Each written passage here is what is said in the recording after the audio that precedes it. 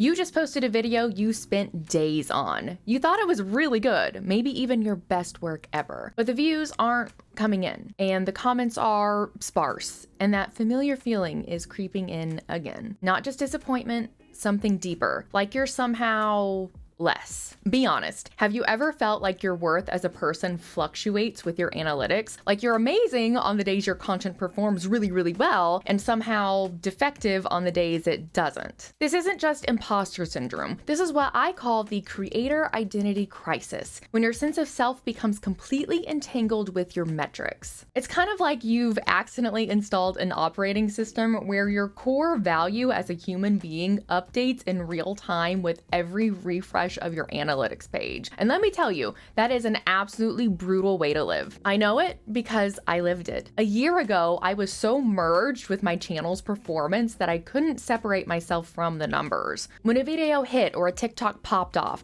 I was confident, energized, worthy of taking up space in the creator realm. But if something flopped, I questioned everything. My talent, my intelligence, even whether I deserved to be a creator at all. And that's just not sustainable. I was either flying high or crashing hard with no stable ground to stand on. So what changed for me? I had to completely rebuild my relationship with creating from the ground up, and I had to find myself outside of the metrics. And today, I want to walk you through exactly how to do that, because no creator should have their self-worth hijacked by an algorithm. So here's what we'll cover today: the psychological trap of creator metric fusion, why our brains do this and the hidden damage it causes, 3 practical techniques to separate your identity from your analytics, actual exercises you can implement starting today. And lastly, how to build a creator identity that's algorithm proof, a framework for sustainable creation that doesn't compromise your mental health. These practices will allow you to keep creating content without the emotional roller coaster. Before we dive in, I've created something really, really special for you. If you've ever felt stuck in your creator journey, there's a good chance it's not your strategy that's holding you back, it's your own beliefs. I've developed a free creator belief assessment that helps you identify exactly which limiting beliefs are secretly sabotaging your creator process. It just takes 5 minutes to complete, and you'll get personalized insights about what's really holding you back in your creator journey. Plus, when you take the assessment, I'll send you a series of actionable micro steps designed specifically for your belief profile. Small shifts that lead to major breakthroughs in your creative confidence and output. Click the link in the description to take the free assessment now. It might be the most valuable 5 minutes you spend on your creator journey this year. Now enjoy the rest of the video. So let's break down what's actually happening in your brain when you merge your identity with your metrics. So let's say you are playing a video game and your character has a health bar at the top of the screen. And when your character takes damage, the bar goes down. When they find healing, it goes up.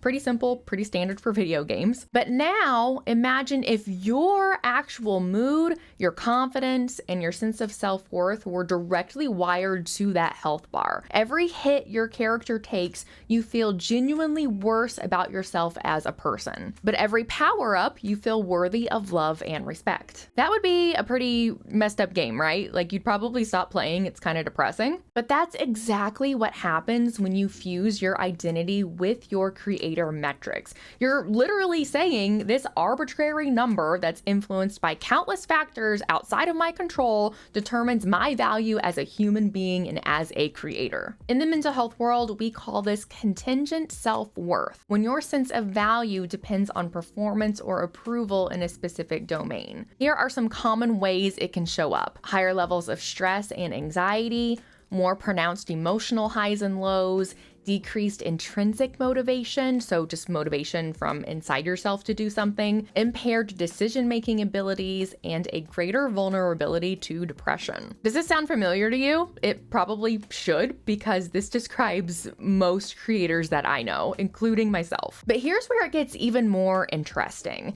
There's a neurobiological component to this. When you check your metrics and see growth, your brain releases dopamine, the reward neurotransmitter, like the feel-good chemical we get from exercise and eating chocolate. Your brain literally becomes conditioned to seek this validation over time, so it creates the same neural pathways involved in addiction. And so you get caught in this loop. You create content, You anxiously check the metrics, you experience either temporary validation, you did a good job, or crushing disappointment. So then you create more content in reaction to those feelings, and we just keep repeating this until we eventually burn out. The problem is that the platforms we create on are specifically engineered to exploit this psychology. They're designed to keep you checking, comparing, and chasing that validation. The algorithms don't care about your mental health. They care about engagement. So let me give you another example. Have you ever had a video or post perform really, really well, and suddenly you feel pressure to recreate that success? You start analyzing that piece of content. What was it about that made it pop off? Was it what I was talking about, the topic? Was it the thumbnail? Was it the time of day that you posted? And before you know it, you're no longer creating from authentic expression. You're creating from anxiety, from a desperate attempt to recapture that validation high. Or here's something even worse. Have you ever found yourself avoiding certain topics you care about because a previous video on that thing didn't perform very well? That's again, identity metric fusion controlling your creative choices. And here's the most insidious part of this.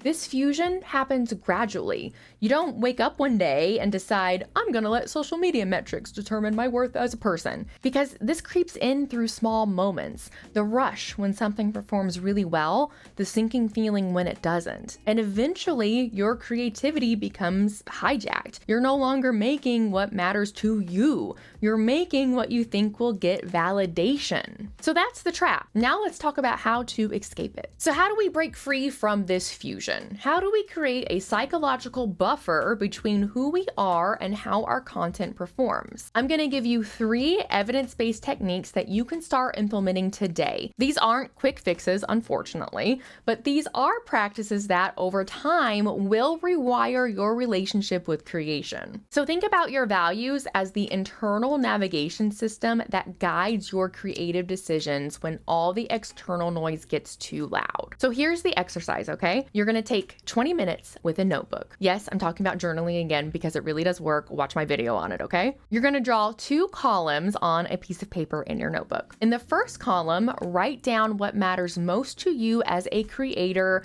beyond metrics. Not growth, not success. Those are outcomes. I'm talking about your core values. Is it creative expression? Is it connecting with others? Is it teaching valuable skills to other people? Is it entertaining people who need a break from this crazy ass world? Is it documenting your journey as a creator or some new skill you're learning? For me, it was truth telling and providing genuine value, creating content that actually helps other creators navigate their mental health. Now, in the second column, write down specific actions that align with each of those values, regardless of performance. For example, if education is your value, the aligned action might be spending extra time researching to make sure this is accurate. The magic happens when you start each creation session by reviewing this list. Let this list guide your decisions rather than the amount of views or likes you think a piece of content is going to get. And I promise this isn't just feel-good advice. We don't do that here. You know that. This is pulled from a therapeutic model called acceptance and commitment therapy, or ACT, you'll see it abbreviated as.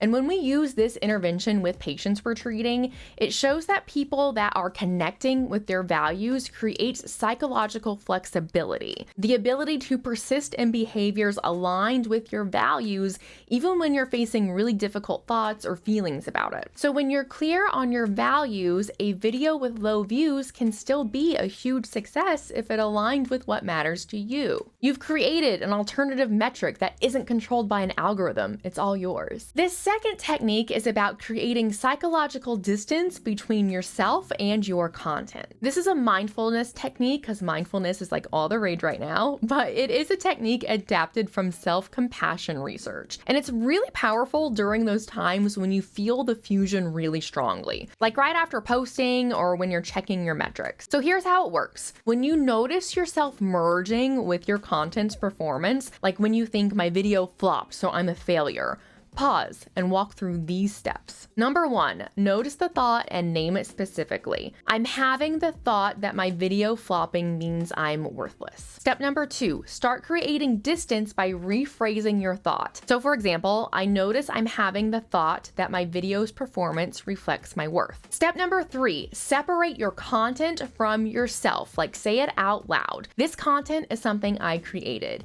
It is not me. Its performance is separate from my value as a person. Step number 4, offer self-compassion. This is a difficult moment, and many creators experience this same feeling. I am not alone in this struggle. This is very common. This might sound really simple as I describe it, but this practice is based on solid psychological research on cognitive diffusion, which is the ability to see thoughts as mental events rather than literal truths about our life and ourselves. So let me give you a real example from my own experience that I bet several of you can relate to. So I once posted this video on my gaming channel, and I'd worked really, really hard on it, and I was super, super proud of it. Like, it was the most editing I ever done. I was so excited, and it performed absolutely fucking terribly. My immediate thought was, oh my God, I'm kidding myself. I'm not cut out for this at all. I'm a terrible creator. Why am I even trying? I should just quit because this is just never gonna work out for me. But instead, I used that technique we just talked about. So I reframed this, and I thought to myself, I'm noticing I'm having the thought that low views means I should quit creating. This is just a thought, not reality. This video's performance is separate from my worth as a creator. Many creators I respect have videos that didn't perform well. It happens. It's fine. The power is in making this a very consistent practice. Say it out loud or write it down whenever you check your analytics or you receive some feedback. Over time, you'll create stronger boundaries between your identity and your metrics. This third technique I'm going to talk about addresses a fundamental problem. When your identity becomes too narrowly focused on being a creator. I see this happen all the time with like really, really big creators. They have big audiences, so they stream for like 16 hours a day. They don't do anything else. And this is what's going on. So let's think about this problem like this, okay? If being a creator is 90% of how you define yourself, then any threat to that identity feels like a huge crisis, because that's how you identify yourself, as a creator and nothing else. But if being a creator is just one of many important aspects of who you are,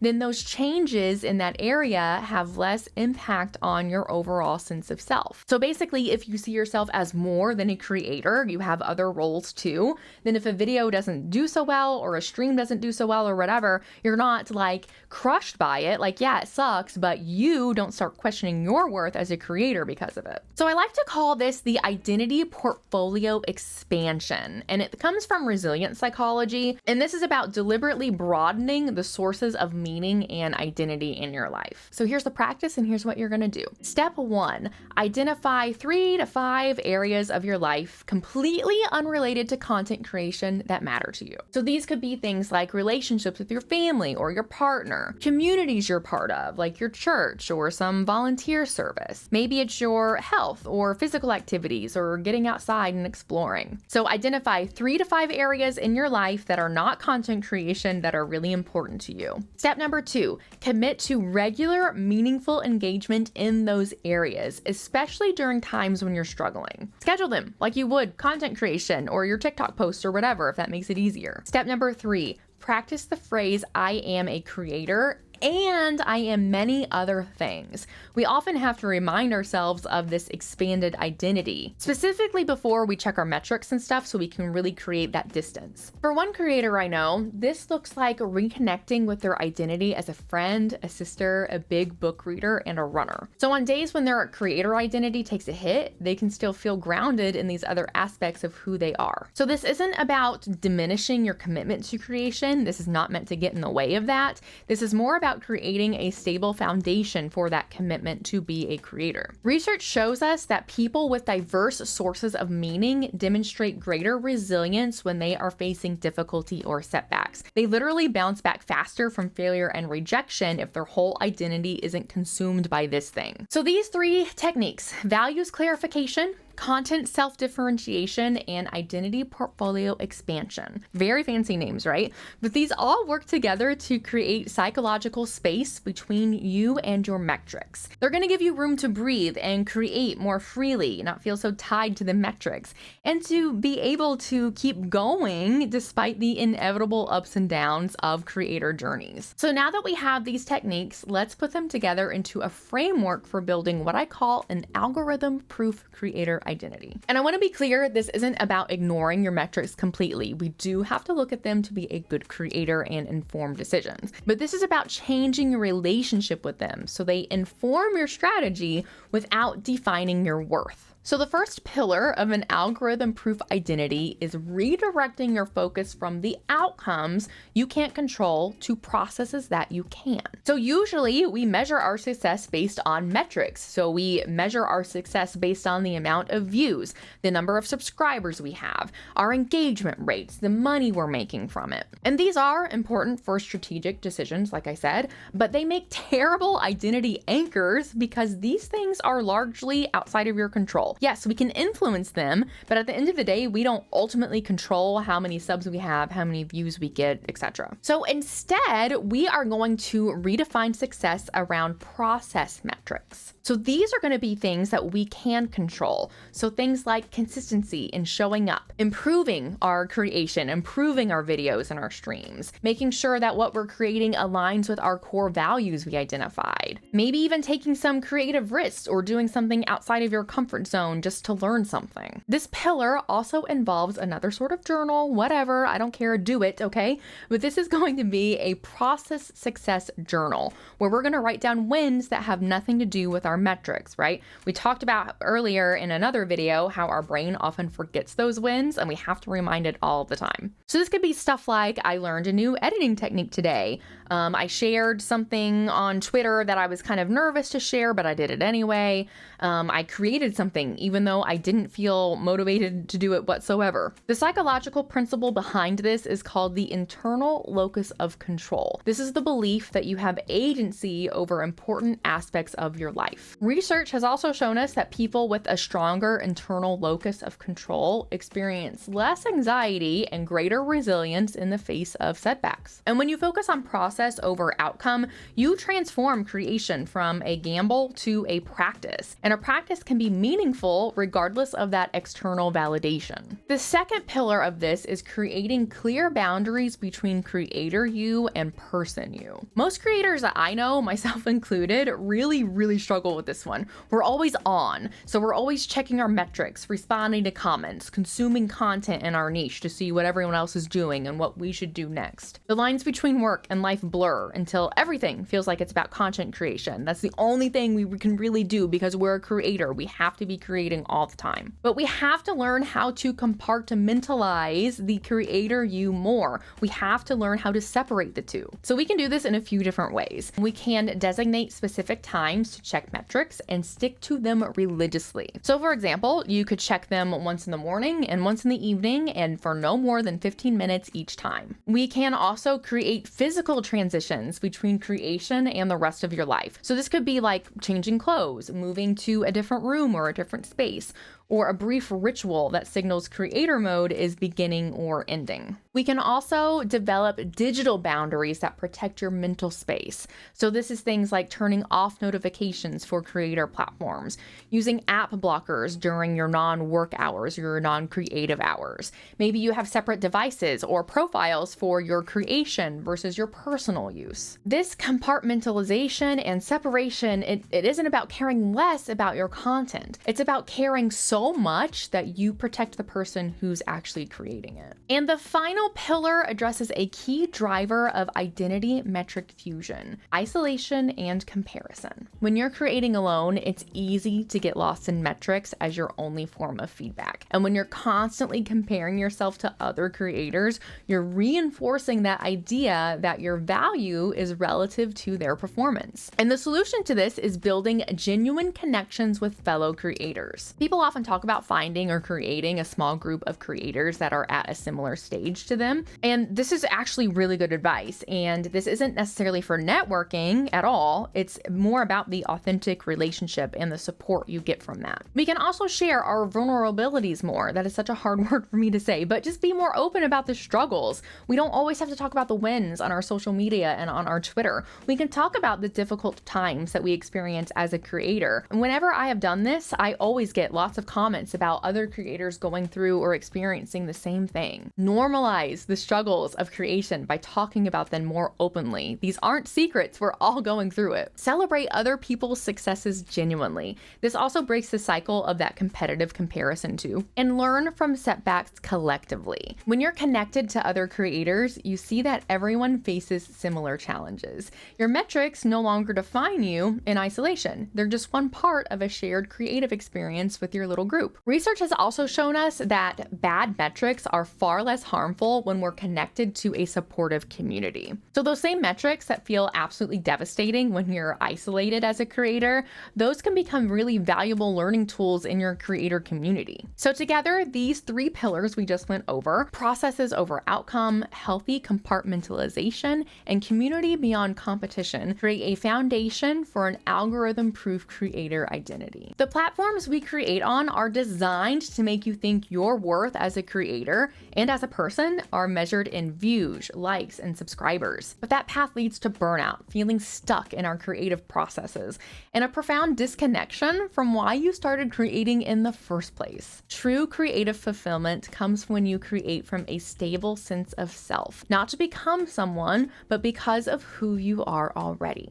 The techniques and framework I've shared today aren't just about feeling better. They will absolutely help with feeling better, but these are more about creating better. When you're not creating from anxiety and validation seeking, our authentic voice emerges. And ironically, the content you make when you're not obsessed with the numbers often performs better because authenticity resonates with people. People like that. Separating your identity from your metrics doesn't happen overnight either, unfortunately. I wish it did. But again, this is a practice, and like anything that requires practice, it gets stronger with repetition. I know I shared a lot today, but just start with one technique. Maybe it's the values clarification exercise at the very beginning that you feel would be most helpful for you. Do that today. See how it feels to create from that place, and then try some of the other ones. You don't have to do this all at one time. It's a process. And please remember, you are not your metrics. You are not your subscriber count. You are not your viral hits or your flops. You are a whole person who happens to create, and that distinction makes all the difference. This is something I'm still working on pretty much every day. It is hard to separate your actual self from your creator self, but if you're dealing with the creator identity crisis, know that you're not alone. I'm right here with you. Feel free to drop a comment about which technique you'll try first, or feel free to share your experience with tying your worth to your metrics. This is a conversation we need to have more openly in the creator community, honestly. And if this resonated with you at all, subscribe for more content on creator psychology and mental wellness. I post at least once a week with practical strategies for sustainable creation. And remember, the next time you refresh your metrics, your worth isn't on that screen, and it never was.